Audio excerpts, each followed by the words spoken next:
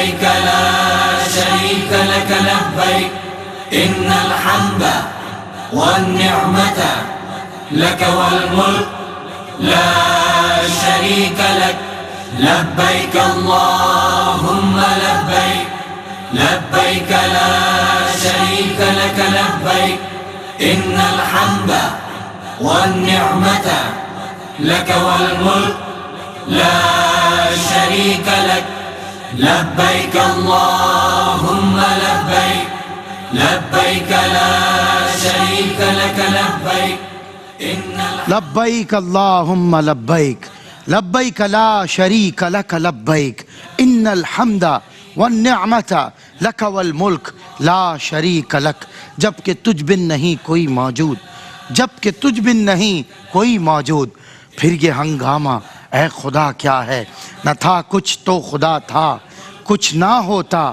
تو خدا ہوتا ڈبویا مجھ کو ہونے نے نہ میں ہوتا تو کیا ہوتا یہ مال و دولت دنیا یہ رشتہ و پیون بتان وہم و گما لا الہ الا اللہ کیا ہے تو نے متاع غرور کا سودا فریب سود و زیاں لا الہ الا اللہ خرد ہوئی ہے زمان و مکان کی زناری نہ ہے زمان نہ مکان لا الہ الا اللہ اور یہ نغمہ فصل گل و لالا کا نہیں پابند بہار ہو کہ خزاں لا الہ الا اللہ بہار ہو کہ خزاں لا الہ الا اللہ معزز ناظرین اکرام ہزاروں بلکہ لاکھوں حجاج اکرام جانب منزل بڑھتے چلے جا رہے ہیں آج ہر شخص یکسو ہے آج آپ نے وہ مناظر دیکھیں جو دل کو ہلا دیتے ہیں جو دل کو حجاز مقدس کی فضاؤں میں پہنچا دیتے ہیں یہ ایک اڑان بھرتا ہے دل اور حجاز مقدس میں حجاج کرام کے ساتھ ساتھ جانب منزل چلا جاتا ہے یہ دل بھی پکارتا ہے لبیک اللہم لبیک مولا یہ حجاج بھی حاضر ہے فقیر بھی حاضر ہے بندہ تیرا اپنے دل کے ساتھ حاضر ہے آج پورے کا پورا تیری بارگاہ میں اپنی حیثیت اپنی حقیقت کو سمجھتے ہوئے سرنڈر کر رہا ہے آج سر تسلیم کو خم کر رہا آج اپنی طاقت پہ غرور نہیں کرتا آج اپنے مال پہ ڈیپینڈ نہیں کرتا آج اپنی پاور کا کوئی بھی استعمال یہ نہیں کرتا یہ بے بس ہو کے تیری بارگاہ میں سر جھکا رہا ہے کہ یا رب میں حاضر ہوں یا رب تیرا بندہ حاضر ہے یا رب تیرا غلام حاضر ہے یا رب اس پہ کرم فرما مولا آج تو نے اپنے بندگان کو جو مغفرت کے مجدے عطا فرمائے جو ان پہ تو نے کرم کی بارشیں فرمائی ہیں ان میں ہم سب اپنا شمار چاہتے ہیں تیرے انعام یافتگان میں مولا ہمارا شمار فرما ان میں ہمارا بھی نام لکھ دے مولا ان میں ہمیں بھی شمار فرما دے واہ محروم یہ قسمت کہ میں پھر اب کے برس رہ گیا ہم رہے زوار مدینہ ہو کر یا اللہ ہم سب کو حج بیت اللہ کی سعادت نصیب فرما پروردگار عالم آج جو خطبہ حج ہوا ہے اس میں آج جو مسلمانوں کا یہ اجتماع اور یہ خطبہ پوری دنیا کو دعوت دے رہا ہے اتحاد امت کے لیے اتحاد امت کے لیے منفعت ایک ہے اس قوم کی نقصان بھی ایک ہی سب کا نبی دین بھی ایمان بھی ایک حرم پاک بھی اللہ بھی قرآن بھی ایک کچھ بڑی بات تھی ہوتے جو مسلمان بھی ایک آج کوئی گورا نہیں کالا نہیں کوئی امیر نہیں غریب نہیں ایک ہی صف میں چلے جا رہے ہیں محمود و ایاز نہ کوئی ان میں بندہ ہے نہ کوئی بندہ نواز پروردگار عالم اپنے ان بندوں کے صدقے ہمیں بھی اپنی رحمت کی بارش عطا فرما آج ہمارے ساتھ ملک پاکستان کے مقتدر اور آپ کے ہمارے ہر دل عزیز مستند علماء کرام اکراس دا بورڈ الحمدللہ جن کی بات سنی جاتی ہے ان پہ الحمدللہ اعتماد کیا جاتا ہے وہ اسکالرز ہمارے ساتھ موجود ہیں اور آپ ان کے ساتھ انشاءاللہ حج کے خطبہ حج کے نکات حج کی اہمیت پس منظر اور دیگر باتیں جان سکیں گے آئیں حج سے جڑ جاتے ہیں حجاج کرام سے جڑ جاتے ہیں حجاز مقدس سے جڑ جاتے ہیں یہ سفر ٹیلی ویژن اسکرین کا آپ کو حج کا سفر لگ رہا ہے کیونکہ ہم آپ کو حج سے اور حجاج سے جوڑ رہے ہیں ہمارے ساتھ موجود ہیں آپ کے ہمارے ہر دل عزیز حضرت علامہ مولانا لیاقت حسین اظہری صاحب دامت برکاتہم العالیہ تشریف فرما ہیں ویلکم کرتا ہوں اور خطبہ حج ابھی آپ نے سماعت کیا اور وہاں امیر حج خطبہ دے رہے تھے اور یہاں ہمارے امیر اس کا ترجمہ فرما رہے تھے حضرت علامہ مفتی احسن نوید نیازی صاحب دامت برکاتہم العالیہ بہت شکریہ ایک سال اور آپ نے ماشاءاللہ جو خدمات پوری دنیا آپ کو سلام پیش کرتی ہے سر کہ آپ نے خطبہ حج کا ترجمہ من و عن بیان فرمایا اور ہمیں وہاں جوڑے رکھا. اس خطبے میں ہم بھی سامعین ہوئے اور ہمارے ساتھ ہمارے آپ کے ہر دل عزیز ایک استاد کی حیثیت بھی کم ہے کیونکہ یہ استادوں کے استاد ہیں اور ہم تو انہیں دادا استاد کہتے ہیں. حضرت قبلہ پروفیسر ڈاکٹر محمد احمد قادری صاحب تشریف فرما ہیں. آپ کا حضور میں خیر مقدم کرتا ہوں اپنی جانب سے. اور ایک نوجوان فاضل، ایک بہترین ملٹی ٹیلنٹڈ ورسٹائل اسکالر، بہت ایکسٹمپور بولنے والے میرے بہت پیارے عزیز دوست بھائی ہیں. اور ابھی ARY نیوز پہ جنہوں نے من و عن خطبہ حج کا ترجمہ بیان کیا، ہر سال کی طرح ان سال بھی آپ کو اللہ نے ماشاءاللہ سعادت عطا فرمائی. میں آپ کا بھی پوری دنیا کے ناظرین کی طرف سے شکریہ ادا کرتا ہوں کہ آپ نے کروڑوں لوگوں کو خطبہ حج سے، خطیب حج سے اور حجاز مقدس کے مسافروں سے جوڑا. اللہ آپ کو سلامت رکھے. حضرت علامہ شرجیل احمد خان ہمارے ساتھ موجود ہیں، ویلکم کرتا ہوں. علامہ لیاقت حسین نظری صاحب خطبہ حج کے نکات سے آغاز کریں گے. آج امیر حج نے خطبہ دیا ہے اور بہت ساری باتیں کی ہیں اور میں چاہتا ہوں فوکس آپ اتحاد امت پہ ضرور فرمائیں کہ بڑی اشد ہمیں ضرورت ہے متحد ہونے کی. بسم اللہ الرحمن الرحیم. ماشاءاللہ آج میدان عرفات کے اندر خطبہ حج دیا گیا. امیر حج نے خطبہ دیا اور ہمارے مفتی حسن نوید صاحب نے بہت خوبصورت ترجمہ بھی فرمایا اور خوبصورت ترجمانی فرمائی. جی. اور جتنے ہمارے اردو بولنے والے ہیں ایشیا کے اندر اور جہاں جہاں پوری دنیا کے اندر بستے ہیں ان تک وہ پیغام پہنچایا جو میدان عرفات سے پوری دنیا کے مسلمانوں کے لیے نشر ہو رہا تھا. سلمان بھائی، بات یہ ہے کہ آج کے دن یوم عرفہ، عرفات کے میدان میں وقوف کرنا یہ حج کا رکن اعظم ہے. بے شک. یعنی حج اپنے واجبات کے ساتھ، اپنے سنن کے ساتھ، ساری چیزوں کے ساتھ، لیکن ایک لفظ کے اندر اگر حج کو بیان کیا جائے تو وہ وقوف میدان عرفات ہے. اللہ اکبر. یہ حج کا رکن اعظم ہے. آج لاکھوں حجاج کرام پوری دنیا سے مختلف زبانیں، مختلف لباس، مختلف قومیتیں، مختلف رنگ و نسل، لیکن سارے لباسوں کو چھوڑ کر، سارے ترانوں کو چھوڑ کر ایک ہی ترانہ پڑھ رہے ہیں، لبیک اللہم لبیک، اور ایک لباس پہن کر اور اللہ تبارک و تعالیٰ کی بارگاہ کے اندر حاضر ہیں اور میدان عرفات میں دعائیں مانگ رہے ہیں. بے شک. سبحان اور اللہ. یہ اتنا مبارک دن ہے اور اتنا عظیم دن ہے اور اتنا عظیم وقوف ہے کہ اللہ کے نبی صلی اللہ علیہ وسلم نے فرمایا کہ جس نے حج کیا اور صحیح طور پر حج کیا، کوئی فوش کلام نہیں کیا، کوئی گناہ کی بات نہیں کی اور کوئی جدال اور کوئی قتال نہیں کیا،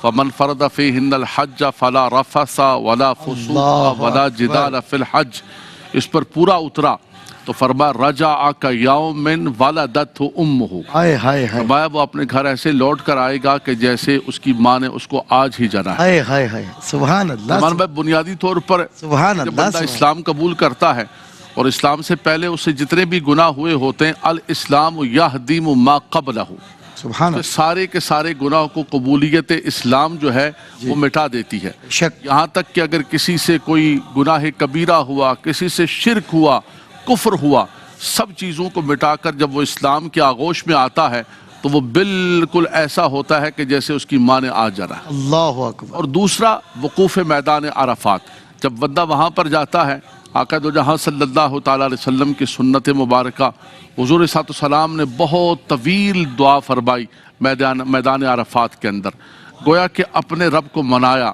عاجزی فرمائی، انکساری فرمائی، گڑ گڑا کر ہاتھوں کو بلند کر کے دعائیں کر رہے تھے اللہ کی بارگاہ میں. دعا کرتے کرتے اچانک حضور علیہ السلام روتے ہوئے دعا فرما رہے تھے، مسکرائے آقا دو جہاں صلی اللہ علیہ وسلم. اللہ علیہ وسلم. صحابہ کرام نے بعد میں عرض کی یا رسول اللہ، آپ دعا فرما رہے تھے آہوزاری کے ساتھ، اچانک آپ کی مسکراہٹ اور آپ کے دندان مبارک نظر آئے. فرمایا کہ میں اپنے رب سے مانگ رہا تھا اور رب تبارک و تعالیٰ کی بارگاہ میں التجائیں کر رہا تھا، رب تعالیٰ کرم اور فضل فرما رہا تھا، امت کی بخشش فرما رہا تھا. اچانک میں نے دیکھا کہ شیطان وہاں سے بھاگ رہا ہے اپنے سر پر مٹی ڈالتے. اللہ اکبر. اس کو جب میں نے بھاگتا ہوا دیکھا اور اس کو یہ حال دیکھا تو مجھ سے رہا نہیں گیا اور میں مسکرا دیا.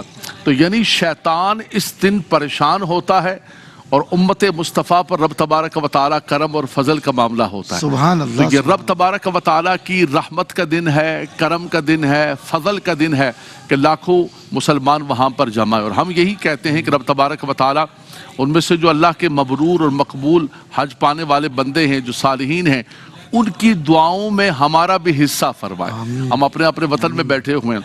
علامہ صاحب نے بہت خوبصورت حد کا ترجمہ فرمایا. امام حج نے جو ایک طریقہ ہے کہ قرآن مجید فرقان حمید کی بہت آیات طیبات سے استشہاد فرمایا. چونکہ جب بھی انسان دین کی بات کرتا ہے تو وہ قرآن سے کرتا ہے, رسول پاک صلی اللہ علیہ وسلم کی حدیث سے کرتا ہے. یہ دنیا کے سارے مبلغین کے لیے اور خطباء کے لیے بھی ایک پیٹرن ہے, اور یہ پیٹرن جو ہے آقا دو جہاں صلی اللہ علیہ وسلم نے خود حجۃ الوداع کے موقع پر عطا فرمایا. سبحان اللہ. انی ترکت فیکم الثقلین اولہما کتاب اللہ فیہ الہدی والنور والسنتی. کیا بات. فرمایا دو چیزیں چھوڑ کے جا رہا ہوں, ان کو مضبوطی سے تھام کے رکھنا. واہ واہ. تو میں سمجھتا ہوں کہ دنیا کا مبلغ اور دنیا کا خطیب بھی اگر حضور علیہ السلام کے اس فرمان کو پکڑ کے رکھے. آج ہمارے یہاں سلمان بھائی سوشل میڈیا پہ دنیا جان کی چیزیں بکتی ہیں, مذہب کے نام پر چور چھپائی کی کہانیاں بھی بک رہی ہوتی ہیں. ہمارے مذہبی سٹیج کے اوپر جو ہلڑ بازی ہو رہی تھی, دنیا جہان کے واقعات سب کچھ بک رہا ہوتا ہے, خواب بک رہے ہوتے ہیں. لیکن اصول یہ ہے کہ جب آپ دین اور مذہب کی بات کریں, دیکھیں اگر آپ نے تھیٹر لگانا ہے اور آپ نے کچھ اور کرنا ہے تو پھر تو مسئلہ الگ ہے. لیکن جب آپ دین کی بات کریں تو دین کی بات اللہ کا کلام ہے, رسول اللہ صلی اللہ علیہ وسلم کی مبارک حدیث ہے. زیادہ سے زیادہ آپ کی گفتگو کے اندر یہی ہونا چاہیے. بالکل. تو امام حج نے آیات طیبات پڑھی, ان کے اندر خاص طور پر ساری عبادات کا ذکر کیا گیا کہ جو اللہ تبارک و تعالیٰ نے آپ پر لازم فرمائی ہیں, کہ شہادت کے بعد جو ہے آپ نماز کی پابندی کریں, آپ رمضان المبارک کے روزے رکھیں, اور جو صاحب استطاعت مسلمان ہے وہ حج کرے, یہ اس کے اوپر لازم و ضروری ہے. فرمایا جتنی عبادات ہیں, معاملات ہیں, اپنی زندگی کو اللہ اور اس کے رسول کے احکامات کے مطابق ڈھالنے کی کوشش کریں. اور تمہاری زندگی جو ہے یہاں سے پیغام لے کر جائیں, اور جب اپنے گھروں کو, اپنے وطنوں کو واپس جائیں تو آپ کی زندگی کے اندر چینج ہونا چاہیے. ایک صحابی رسول نے عرض کی, یا رسول اللہ افی کل عام, حضور خاموش رہے. پھر فرمایا لو قلت نعم لوجبت, اگر میری زبان سے ہاں نکل جاتا تو ہر سال حج فرض ہو جاتا. امام حج نے منشن کیا اس آیت کریمہ کو, اور پھر ساری پڑھنے کے بعد کہا کہ قرآن تمہیں کہتا ہے کہ فَالَّذِينَ آمَنُوا بِهِ وَعَزَّرُوهُ وَنَصَرُوهُ. فرمایا کہ ان پر ایمان لے کر آؤ, اور فرمایا کہ ان کی تعظیم و توقیر بھی کرو. ایمان صرف لے کر آئے اور تعظیم و توقیر نہیں ہے تو پھر بات نہیں بنی. پھر فرمایا وَاتَّبَعُوا النُّورَ الَّذِي أُنزِلَ مَعَهُ أُولَٰئِكَ هُمُ الْمُفْلِحُونَ. پھر قرآن کے بارے میں فرمایا کہ یہ جو نور لے کر آئے ہیں اس نور کی اتباع کرو. تو بہت خوبصورت یہ پیغام دیا گیا امام حج کی طرف سے. ماشاءاللہ ماشاءاللہ, بہت خوبصورت کلام فرما رہے تھے حضرت علامہ لیاقت حسین نظری صاحب, جس کی رنگت سے بے رنگے رنگا کیے, اس چمک والی رنگت پہ لاکھوں سلام. پڑ گئی جس پہ محشر میں بخشا گیا, دیکھا جس سمت ابر کرم چھا گیا, رخ جدھر ہو گیا زندگی پا گیا, جس طرف اٹھ گئی دم میں دم آ گیا, اس نگاہ عنایت پہ لاکھوں.